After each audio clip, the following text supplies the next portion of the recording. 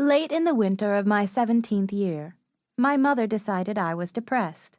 Presumably because I rarely left the house, spent quite a lot of time in bed, read the same book over and over, ate infrequently, and devoted quite a bit of my abundant free time to thinking about death. Whenever you read a cancer booklet or a website or whatever, they always list depression among the side effects of cancer. But in fact, depression is not a side effect of cancer. Depression is a side effect of dying. Cancer is also a side effect of dying. Almost everything is, really.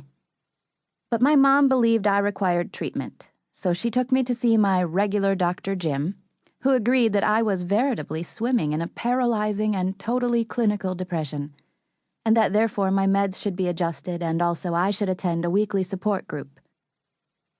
This support group featured a rotating cast of characters in various states of tumor-driven unwellness. Why did the cast rotate? A side effect of dying. The support group, of course, was depressing as hell. It met every Wednesday in the basement of a stone-walled Episcopal church shaped like a cross. We all sat in a circle right in the middle of the cross, where the two boards would have met, where the heart of Jesus would have been.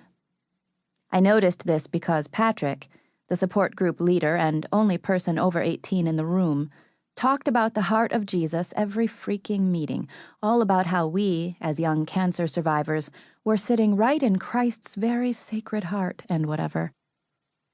So here's how it went in God's heart. The 6 or 7 or 10 of us walked or wheeled in, grazed at a decrepit selection of cookies and lemonade, sat down in the circle of trust, and listened to Patrick recount for the 1,000th time his depressingly miserable life story. How he had cancer in his balls and they thought he was going to die, but he didn't die, and now here he is, a full-grown adult in a church basement in the 137th nicest city in America, divorced, addicted to video games, mostly friendless, eking out a meager living by exploiting his cancer-tastic past, slowly working his way toward a master's degree that will not improve his career prospects, waiting, as we all do, for the sword of Damocles to give him the relief that he escaped, lo, those many years ago when cancer took both of his nuts but spared what only the most generous soul would call his life. And you too might be so lucky. Then we introduced ourselves. Name, age, diagnosis, and how we're doing today. I'm Hazel, I'd say when they get to me. 16. Thyroid originally, but with an impressive and long-settled satellite colony in my lungs, and I'm doing okay. Once we got around the circle, Patrick always asked if anyone wanted to share, and then began the circle jerk of support. Everyone talking about fighting and battling and winning and shrinking and scanning.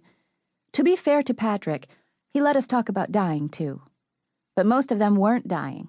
Most would live into adulthood, as Patrick had. Which meant there was quite a lot of competitiveness about it, with everybody wanting to beat not only cancer itself, but also the other people in the room. Like, I realize that this is irrational, but when they tell you that you have, say, a 20% chance of living 5 years, the math kicks in and you figure that's 1 in 5. So you look around and think, as any healthy person would, I gotta outlast 4 of these bastards. The only redeeming facet of support group was this kid named Isaac, a long-faced, skinny guy with straight blonde hair swept over one eye. And his eyes were the problem. He had some fantastically improbable eye cancer. One eye had been cut out when he was a kid, and now he wore the kind of thick glasses that made his eyes, both the real one and the glass one, preternaturally huge. Like his whole head was basically just this fake eye and this real eye staring at you. From what I could gather on the rare occasions when Isaac shared with the group, a recurrence had placed his remaining eye in mortal peril. Isaac and I communicated almost exclusively through sighs. Each time someone discussed anti-cancer diets or snorting ground-up shark fin or whatever, he'd glance over at me and sigh ever so slightly. I'd shake my head microscopically and exhale in response. So support group blew, and after a few weeks, I grew to be rather kicking and screaming about the whole affair. In fact, on the Wednesday, I made the acquaintance of Augustus Waters. I tried my level best to get out of support group while sitting on the couch with my mom in the third leg of a 12-hour marathon of the previous season's America's Next Top Model, which admittedly I had already seen, but still. Me. I refused to attend support group. Mom. One of the symptoms of depression is disinterest in activities. Me. Please just let me watch America's Next Top Model. It's an activity. Mom. Television is a passivity. Me. Ugh, Mom, please. Mom. Hazel, you're a teenager. You're not a little kid anymore. You need to make friends, get out of the house, and live your life. Me. If you want me to be a teenager, don't send me to support group. Buy me a fake ID so I can go to clubs, drink vodka, and take pot. Mom. You don't take pot, for starters. Me. See? That's the kind of thing I'd know if you got me a fake ID. Mom. You're going to support group. Me. Mom. Hazel, you deserve a life. That shut me up, although I failed to see how attendance at support group met the definition of life.